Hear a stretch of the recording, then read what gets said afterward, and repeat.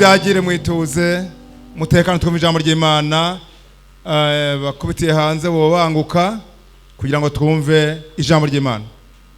None rero dutuje rutekanye turahaye kaze mukozi w'Imana pasiteri hano atubwira ijambo ry'Imana. Kaze pasiteri.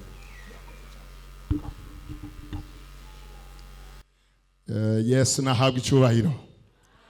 Yesu nashimwe kandi ishengero ry'Imana.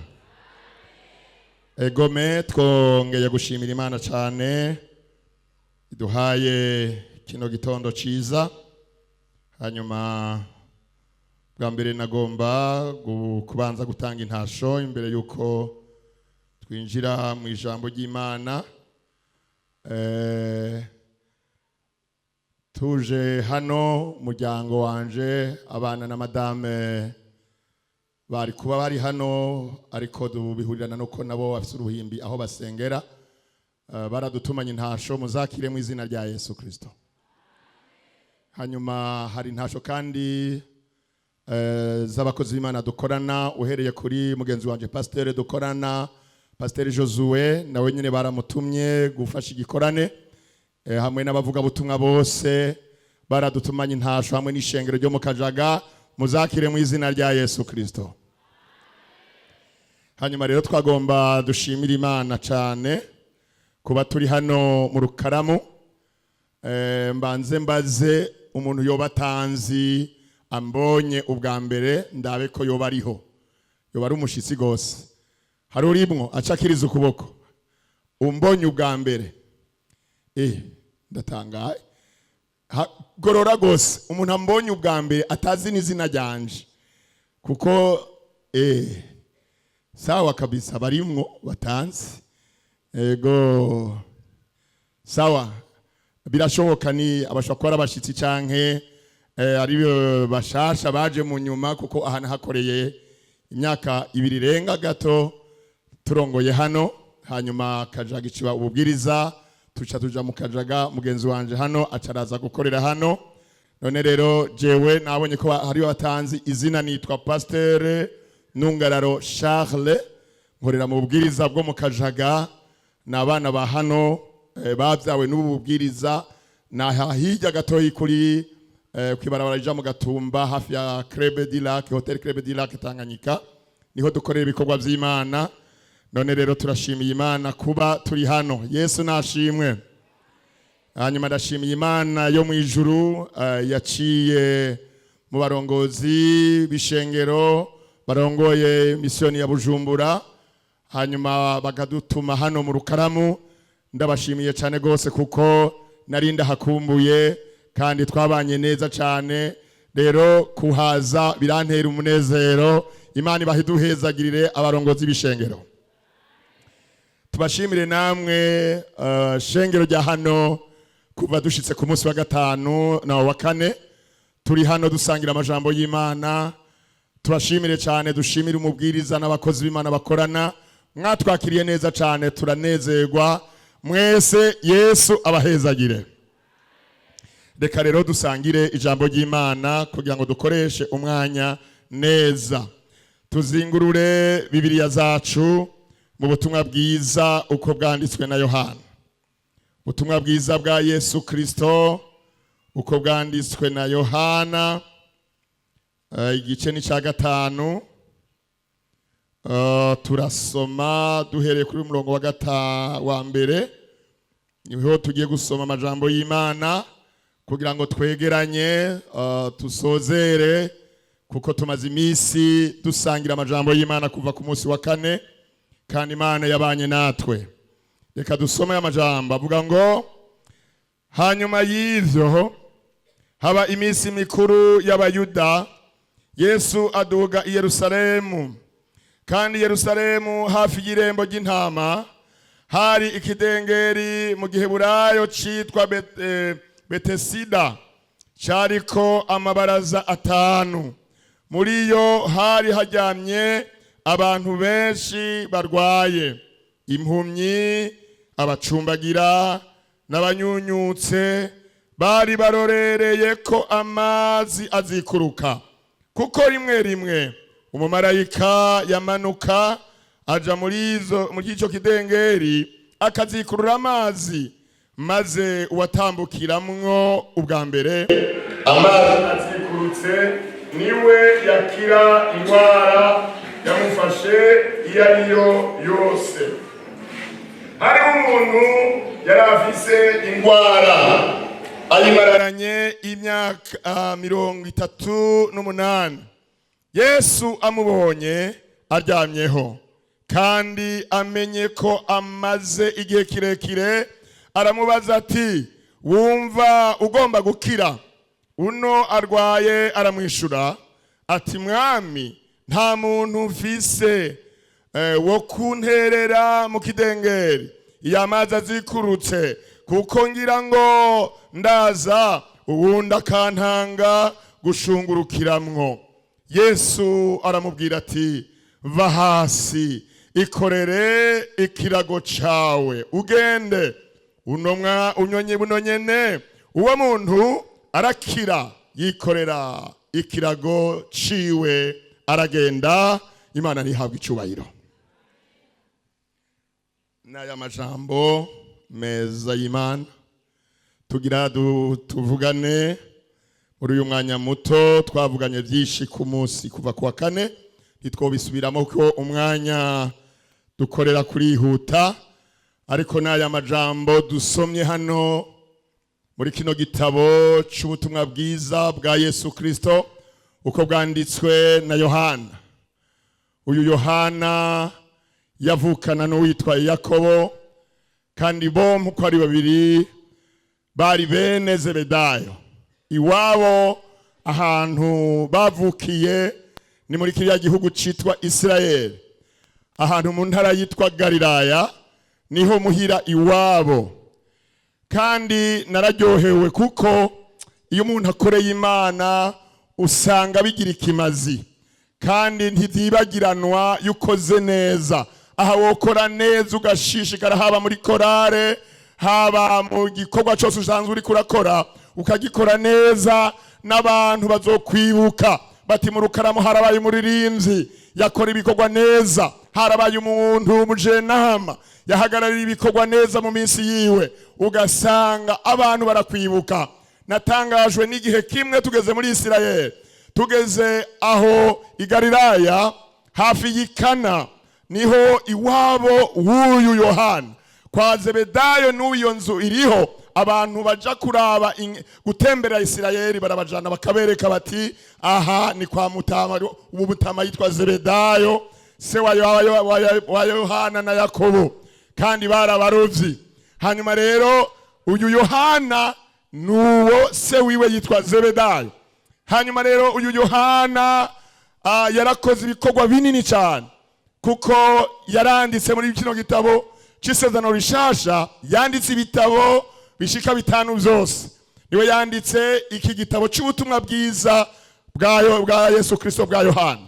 Niwe yanditse icete ca mbere ca Yohana n'ica kabiri hamwe n'icete ca gatatu ca Yohana. Niwe kandi yanditse n'iki gitabo c'ivyahishuriwe Yohana. yarakoze cyane ibikorwa. Kandi iyo usomye Bibiliya ngo Yohana yama mu gikiriza ca Yesu, yama iruhande ya Yesu. Uyu Yohana yarashaje cyane. Abiga Bibiliya bavuga ngo yapfuye inyuma y'izindi ntumwa zose. Haleluya, Yesu nashimwe. Mukora ibikorwa vyiza bizosigara biravuga mwaravuye mu isi. Hanyuma uyu Yohana yabaye umuntu mwiza cyane, yakoreye Imana.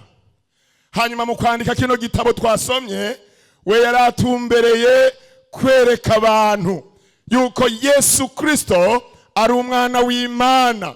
Niwe yabihishuye, yaravyerekana. Kandi ubutumwa bune bwose, yaba Matayo canke Luka canke Mariko, umwe wese afise ico yashimikiyeko. Ariko hano twasomye uyu Yohana yashimikiye mu kwerekana yuko Yesu Kristo ari umwana w'Imana. Matayo nawe yerekanye yuko Yesu Kristo ari umwami yasezeranywe, ari umwami, yamwerekanye Yesu nk'umwami. Hanyuma Luka nawe aja yerekana Yesu Kristo yuko ivyo yakoze abantu bakwiye kwemera ko ari ivy'ukuri. Yesu nashimwe cyane. Mariko nawe we yashimikiye kubwira abantu ibikorwa vya Yesu Kristo. Nukuvuga umwe wese yagize icahagazeko kandi vyose bihurira kuri Kristo. N'aya majambo rero iki gitabo twasomyemwo tugira duce dushishikara ngo mbavugane nawe ijambo rimwe rivuga ngo Yesu Kristo aracagukunda. Yesu nashimwe cyane. Haleluya, Yesu Kristo aracagukunda. Birashoboka ukaba mu ibihe wibaza ngo nta muntu agigufise ku mutima, ukabona umengo ibintu vyose vyanse. Ivyo birabaho. Hakagera igihe ukaja mu mageragezwa canke mu ngorane, ukaraba impande zose, ukabona umengo ntaco gutabara, nta kikubabaye. Ariko mufitiye iganuke muri iki gitondo, umwami Yesu Kristo aracagukunda, uhumure. Haleluya. Ntituzateba. Ariko ugire ivyo bibazo vyose warufise, urashobora kubibwira mu mutima wawe.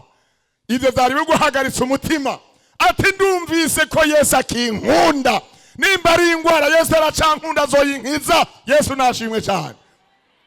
Bibiliya ya hano itweretse Yohana ingene yanditse aya majambo. Uyu muntu ngo yaramaze imyaka 38. Yaragwaye ababaye, aja ahantu bita Yerusalemu, ahantu hari kidengeri citwa Betesida. Ico kidengeri aho dusoma Bibiliya ukunukuri ijana ku ijana, kuko ndagirirwa ubuntu cyane nkatembera muri Israel. Naragiye aha hantu usanga ico kidengeri kiracariho n'ubu, ni kinogo kinini gifise amabaraza uko nyine Bibiliya ivuga. Mugabo ubu carumye, nta mazi ariyo. Mugabo ngo muri ico gihe ca Yesu abantu bagwaye, Yesu Kristo ataraza mu isi, Imana yakora ibitangaza muri Israel. Muri Israel naho mubona biri kuriya ni igihugu kirimwo ibitangaza vya Yesu. Iri kurahagendagenda ubona ibitangaza vya Kristo. Yarakora ibitangaza uhere ku bahanuzi. Imana yarakora ibitangaza cyane muri Israel. Nico gituma iri kurahagendagenda, uri kurahatembera, barakubwira bati iki ni igihugu cy'ibitangaza. Turemera Imana ko ikora ibitangaza. Abatarakizwa bakakubwira ngo nawe kuri ngaha Imana yo gukoresha ibitangaza, ntutangare kuko uri muri Israel. Yesu adufashe cyane. Hanyuma rero ico kidengeri cyaho hantu ngo rimwe haraza umumarayika akazikura amazi. Abantu bose bagwaye muri Israel bafise abantu babo babazana kuri ico kidengeri kiri muri Yerusalemu, bakabaryamikaho. Kandi hari ahantu hatari hato hanini cyane, baba bagandagajeho, babafukiraho udushuka. Mugabo kandi hakaba hariho umuntu aguma areretse kuko ntibamenya ngo mbega ni ryari umumarayika aza kuzikurura amazi. Bama biteguye gusa, batazi umwanya, batazi isaha. Yesu adufashe. Wame witeguye, ntituzi umunsi n'isaha Yesu azozira. Yesu adufashe cyane. Bakaguma biteguye. Umugwayi ari ngaho, yaba afise umuntu amubabaye, arereka, ubangutse abonye ayo mazi azikurutse, yafata uwabwo ugwaye agajugunyira muri ayo mazi. Ubwo nyene ngo uwitangira, uwatanga abandi. Yesu adufashe. Je nibaza ko cyari gihuwa gitoroshe. Ngira umuntu afise, umuntu akomeye abangutse, niwe yakunda gukira, kuko ngo uwatanga abandi agakorokeramo, yacakira ingwara iyo ariyo yose akaba muzima. Yesu adufashe cyane. Yesu adufashe. Cyari gitutu cyuko hazoza Kristo akiza ingwara zose. Yesu nashimwe cyane. Yesu akiza zose mwene data. Haleluya. Hanyuma rero uyo muntu amaraho imyaka 38 agira ikibazo gikomeye, kuko abantu bararushe. Hari igihe ugira amageragezwa, ndi kwijambo rivuga ngo Yesu aracagukunda. Yesu adufashe cyane. Abantu barashobora kugukunda bigahinduka, abagenzi barashobora kugukunda bigahinduka, biganatituka. Narabonye abantu bakundana n'abandi hanyuma bigahinduka, ariko narabonye Kristo ntiyigera ahinduka. Yesu nashimwe cyane. Hanyuma rero amara igihe kinini abantu bararambirwa, kuko abantu ukuntu bakoze bararuha, kandi iyo umuntu arushe nta kundi niko umuntu ameze. Bararambirwa. Nibaza ko abantu bahora baja kumugwaza bahavuye bararuha, baca bavuga bati turashize ngaho akira azopfiraho biramusha, twebwe turaheze turarusha. Humura. Haleluya. Yesu Kristo aracagukunda. Nturabe ico kibazo umengo carenze inkombe, umengo nta muntu numwe weza amaso ukarabuta mbega ninde yonkura hano. Ndabona uyu muntu yarababaye, kandi yuravye inyifato yiwe yaravuga ngo mbega hano hantu ko mbona abandi bafise babatererayo bagashobora gukira. Akitegereza akabona abantu buzuyeho, akavuga ati jewe aha. Yesu adufashe. Ndashima Yesu araza abantu bose. Yesu nashimwe cyane. Mwene data uri hano, Yesu arakuzi. Wewe umenye kwa kuzi, umenye kwazi ibibazo vyawe. Uyo muntu arihebura, aravuga ngo none gaye aha jewe izogenda gute? Nimugende kuri ico kidengeri mu buryo bw'impwemu, mu byiyumvire nawe. Abantu benshi cyane bafise imbaraga, mbere bari bamurusha n'ingene bogerageza bakagwayo. Wewe ngo yararyamyaho atagira umuntu n'umwe. Ndakunda Yesu. Yesu ari mu bikorwa i Yerusalemu. Bibiliya yavuga ngo aca yumva akeneye kuja ku kidengeri c'i Betesida. Yesu arahishurirwa. Yesu arabibona. Yesu arabihishu. Mwene data, Yesu ashobora kuba yahishuriwe ibyawe. Yesu nashimwe cyane. Humura. Yesu Kristo. Yesu Kristo aragukunda, aracagukunda, naho abandi bo babivuyemo. Uyu muntu yavuga ati ninda kinkundaga yewe. Yesu ndamubona uyu mwami w'abantu, uyu Kristo twahawe mu isi nzima, uyu Kristo twubakiye ko. Niyo mpamvu wewe utaramumenya mwene data uve hano umumenye. Nawe wamumenye, ntihagire ikintu kigukura kuri Yesu.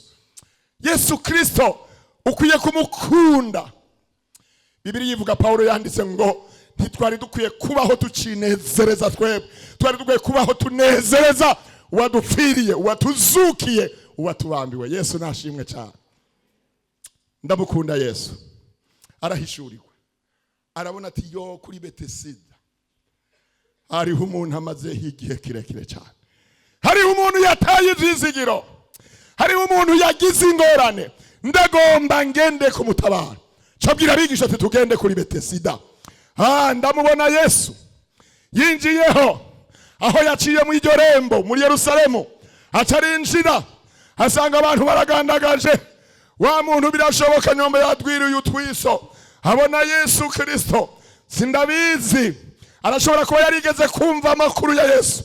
Birashoboka ko yari yarumvise amakuru ya Yesu Kristo, akumva bavuga ati hariho Yesu yaraje hano i Yerusalemu ariko arakora ibikorwa, impumyi zirahubuka, ibiragi biravuga, abapfuye barazuka. Ati uwo Yesu arashobora kuba yaravyumvise.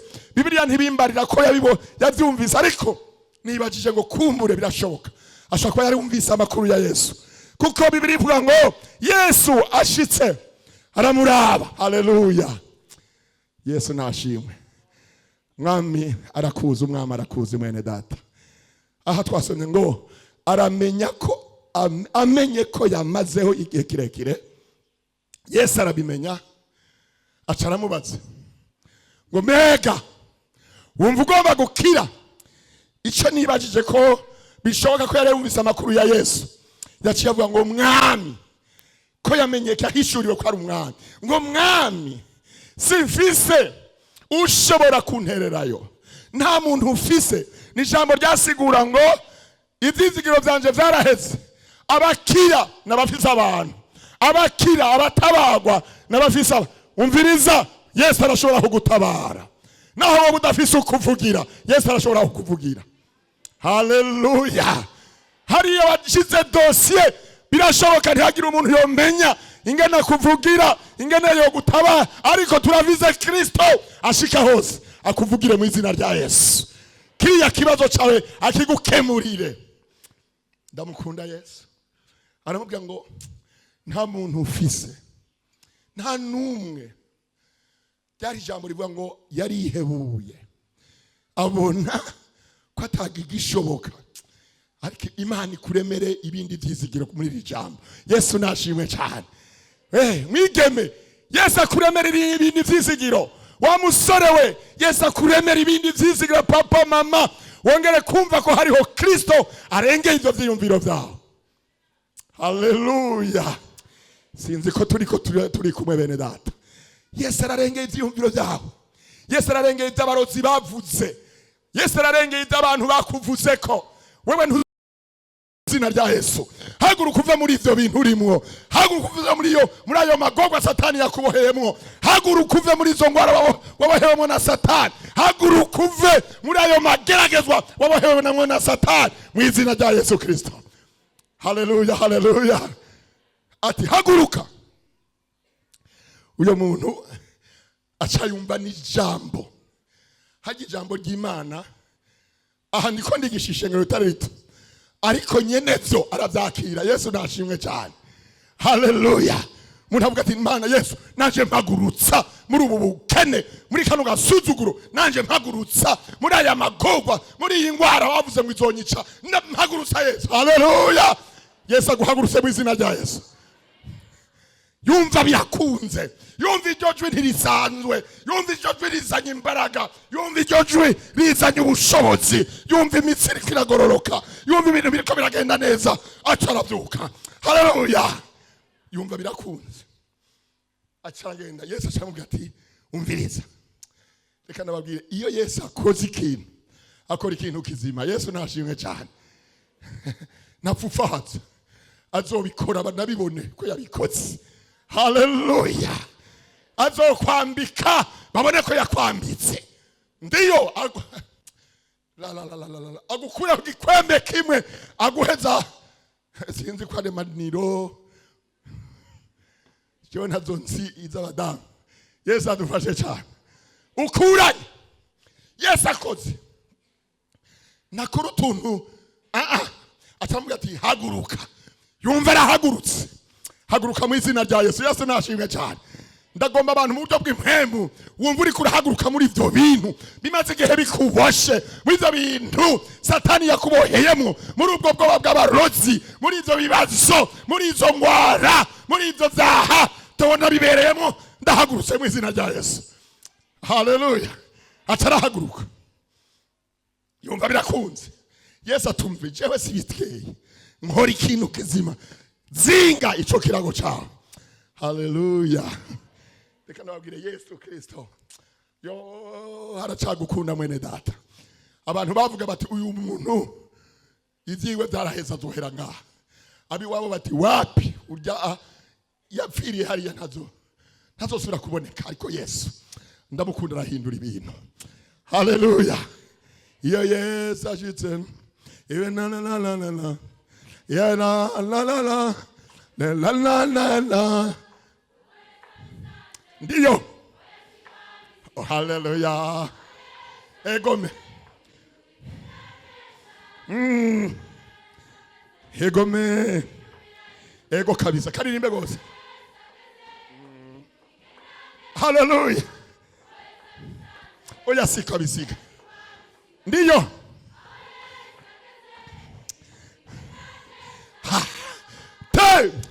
Haleluya. Aho ya Yesu ageze abakuvuze barahora. Yesu nashimwe. Yarageze kwa Elizabeth. Agera kwa Elizabeth baramuvuze ngwehe ashaje akorera Imana.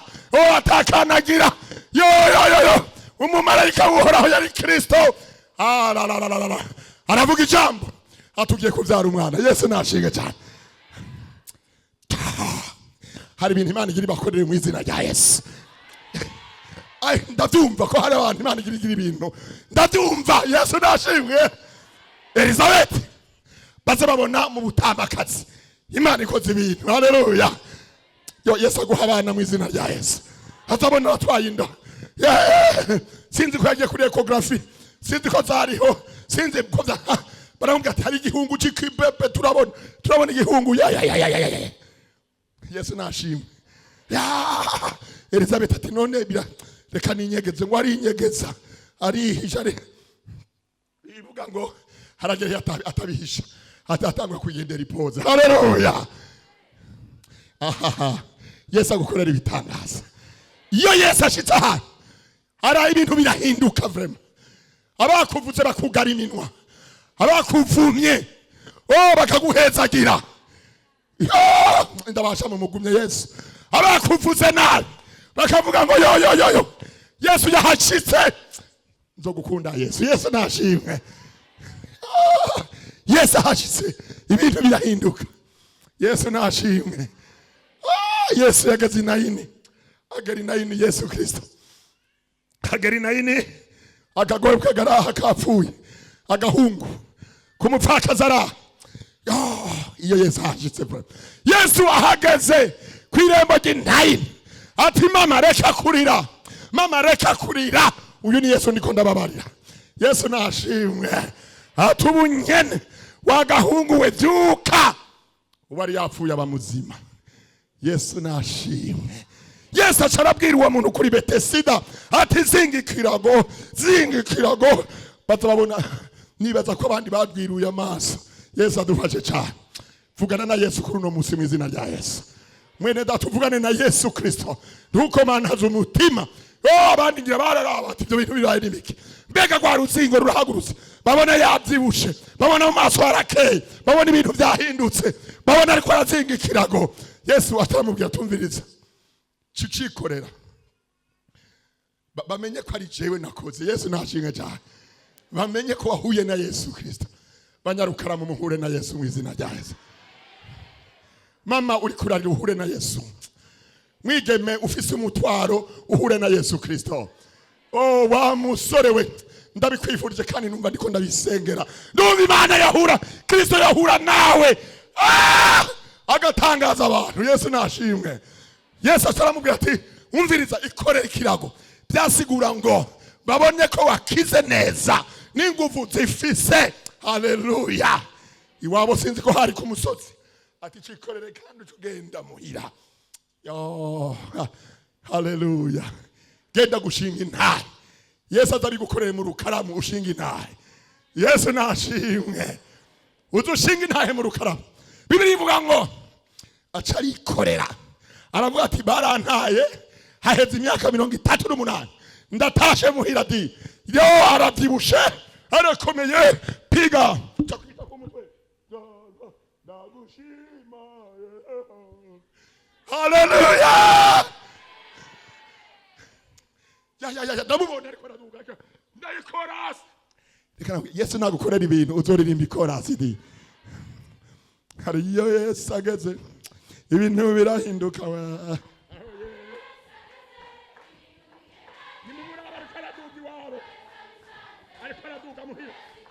Ariko araduga muhiri wabo. Abi wabo bararaba, sinzi ko yari mwene wabo, sinzi ko yari onkre wiwe, sinzi ko yari muvyara we. Yavuze amajambo menshi atangura kwera gusa ati ruguru rero mu misozi abantu babonye batabona neza cyabadoga ngo bazohopfura amaso. Yesu nashimwe. Batangura yo bari Andereya, yo bari Bartima basha nini ni wache hatemwe hega wa mugabo twagira yarapfuye haraje ya Mwami Yesu nahabwa icyubahiro. Mwami Yesu nahabwa icyubahiro. Ati none erega ndamuhonye abaca barakorakorana nawe aguma dubuga aho Yesu ageze ibintu birahinduka nikirago. Yego yikoreye ikirago di yama. Haleluya.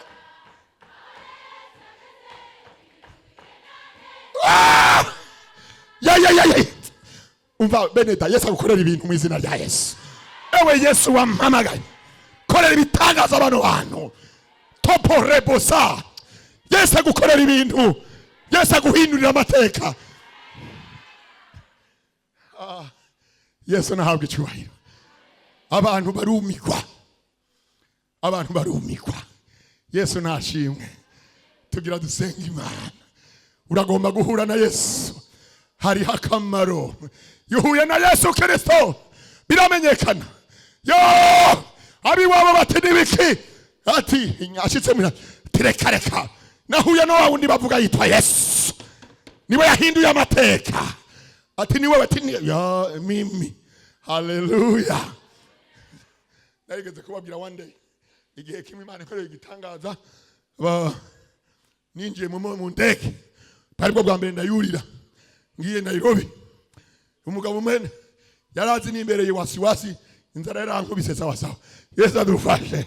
Harandaba ati uwo buri Karori cyangwa uruwundi hisemo. Haleluya. Ni shahale wa unduzi nanje nduri indege mu izina rya Yesu. Yesu nashimwe cyane. Tugira dusenge iyo Yesu ashitse aha. Yesu aracagukunda. Muri Bibiliya ndangize sindahasoma Luka igice cya 19 hari umugabo baramwanka cyane. Baramwanka. Urashobora kuba umuntu abantu bakakwanka bagatinya kubikubwira kuko ufite kumbura icyubahiro.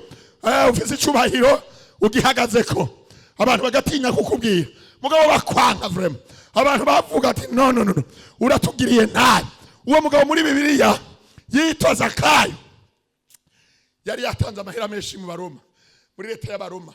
Aravuga ati jewe rero aka karere kose ndabaha amahera. Hanyuma nije zo kwiteoreza. Nije nzotangisha ikori. Hanyuma yari umuntu winda ndende. Abantu babi Yesu adufashe. Acaraka nabi amakori. Abantu barahangayika. Ewe Yesu ni mwiza. Abantu bararuha n'amakori Zakayo yabaka. Nako karatunga naho karakagabo kagufi. Karatunga kivya abantu. Yesu adufashe. Ariko Yesu Kristo aracagukunda. Abantu bari bamwase pe baravuga ati wapi. Ariko Yesu musuma acagenda Yeriko kwa Zakayo jena nahashitse ahantu yabara Zakayo. Hanyuma arashikayo. Yesu nashimwe. Zakayo vraiment yarafise amagogwa. Abantu baravuma. Yesu adufashe. Abantu barashaka kwanga kukuri maraya bagatinya kubikubwira ntibaragufata bakihija kigabo. Ni gisambanyi. Urya mugabo n'umunyabiru rusaku. Urya mugore ni kabwera ni maraya. Bakabibona bagatinya kubikubwira bakavuga ati nakundi turarushe nyene tugire gute. Abantu bagatinya kubikubwira. Mugabo umutima wawe ukubwira ati wewe uri umunyavyaha, uri umwicanyi, wuzuye ubwicanyi abantu bakababara mugabo kuko batabikubwira. ukaguma wihagararako. Umva Yesu yakubonye, wihane. Yesu nashimwe cyane. Zakayo akihagararako, mugaraza ati vraiment wapi kabisa abantu ba narabize, narabagokeje, narabujije amahoro, narabanyaze. Aguma yihagararako kubera yarakingiwe n'abaroma. Abaroma bari bamukingiye. Mugabo ndakunda Yesu. Araza agasambura ibyari bikuboshe byose. Yesu nashimwe cyane. Yesu aratransforma mu buzima bw'umuntu akabuhindura. Yesu ashashika Yeriko. Uwo mugabo Zakayo aravuga ati ya wa undi Yesu bavuga akora ibintu by'ibitangaza yaje. Ati na jewe amagogo afise. Ego umuntu ashaka kugira amagogo atunze. Yesu adufashe. Ukagira amagogo, ukagira umugabo adakizwa, umugabo agukubita aza gusenga, umugabo asambana ari mu ishengero, umugabo w'imporegwa cyangwa umugore w'imporegwa. Nta kintu kibabaje nk'umugore w'imporegwa. Yesu adufashe. Ukaruha, ukababara. Yesu adufashe. Birababaza, biraruhisha. Aravuga ngo nanje uyu mugabo numvise Yesu kwaza Yeriko, ndaja kumuraba. Nawe Yesu ariko aragenda, abantu bamugira uruhande. Yari afise amajambo meza, amajambo atera ubugingo, amajambo abohora, adasa n'iz'abayuda bavuga, adasa n'iz'abafarisayo n'abasadukayo bavuga. Aravuga ngo ndaja kumwumviriza nanje. Aca ariruka. Mugabo amahirwe mabi yari mugufi nyene, ukukure muri mugufi. Yesu adufashe cyane. Aravuga ati abantu bose ni barebare, jewe sidamubona. Mugabo ndagomba ndamubone Yesu. Uno munsi umubone Yesu mu izina rya Yesu. Ndagomba Yesu ndamubona. Acagenda ariruka aja ku giti kiraha, n'ubu kiracariho. Abahinga bo muri Israeli batubwiye ngo kimaze imyaka irenga 5,000. Igiti Zakayo yuriye kiracari muri Yeriko. Niwaja muri Israeli uzobabwira hakuja. Yesu nashimwe cyane.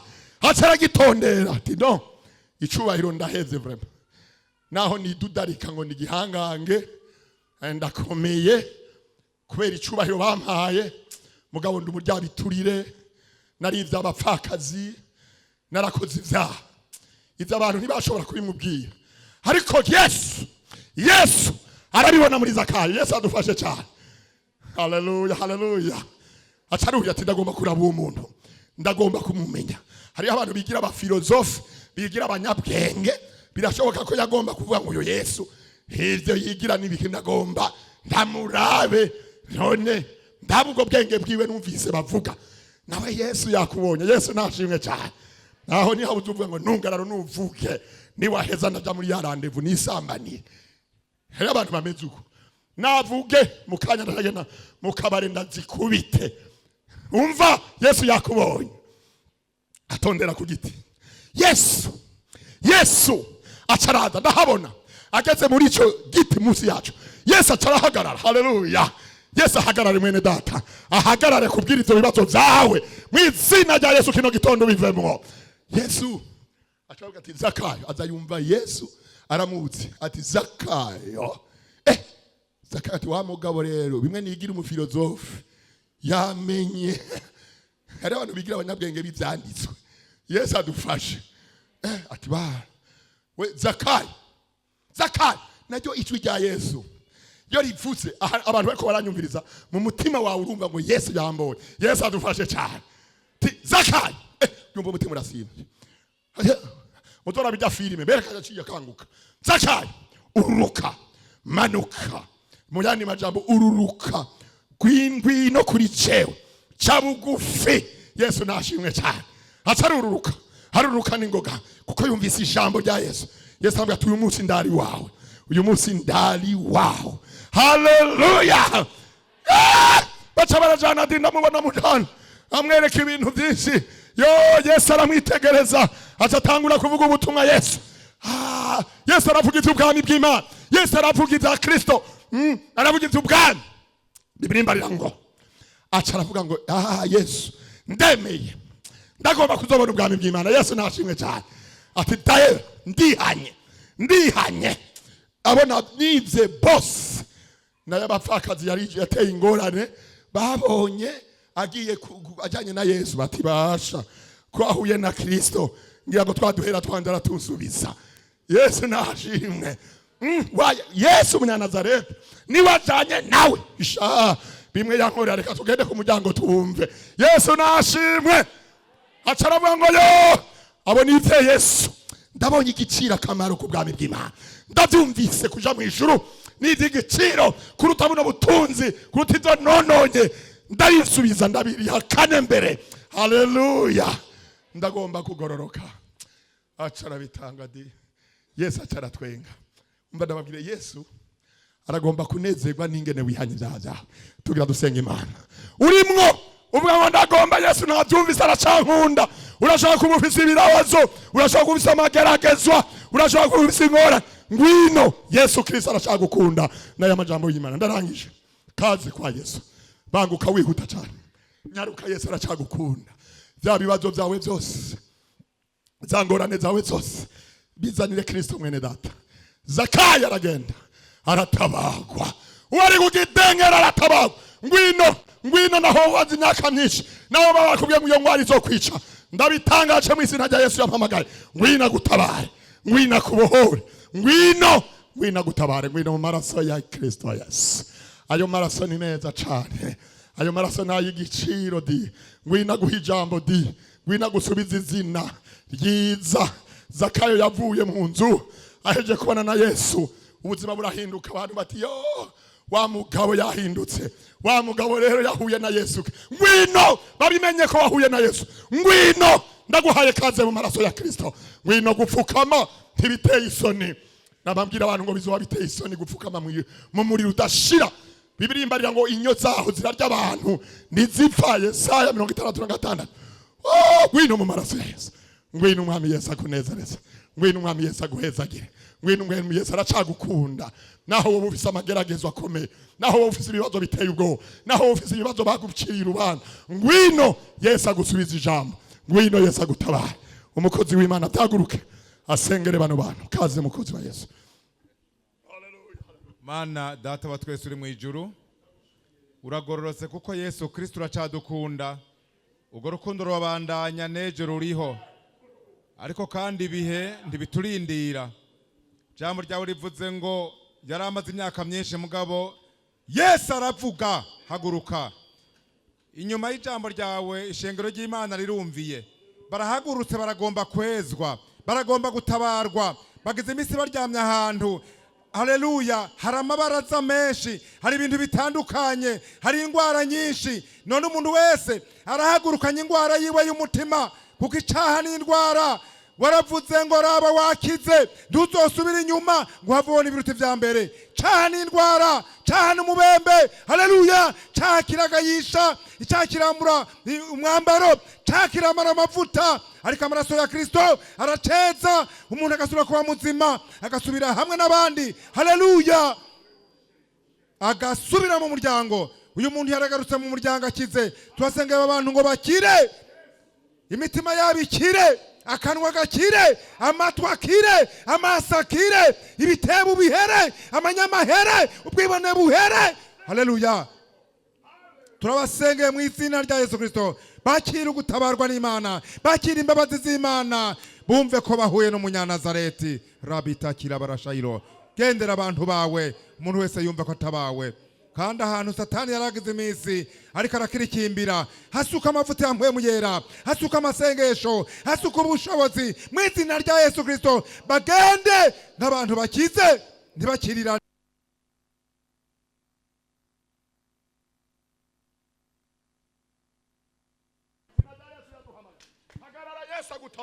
Hagarara Yesu akubohore mu izina rya Yesu Kristo. Ndagomba ko Yesu agukorera ibitangaza.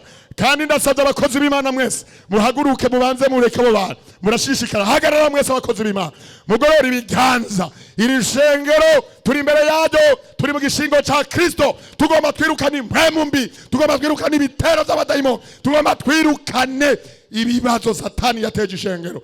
Tugomba dusenga Imana, duhamagara Imana. Reka senga ugire kwizera aho uri hose.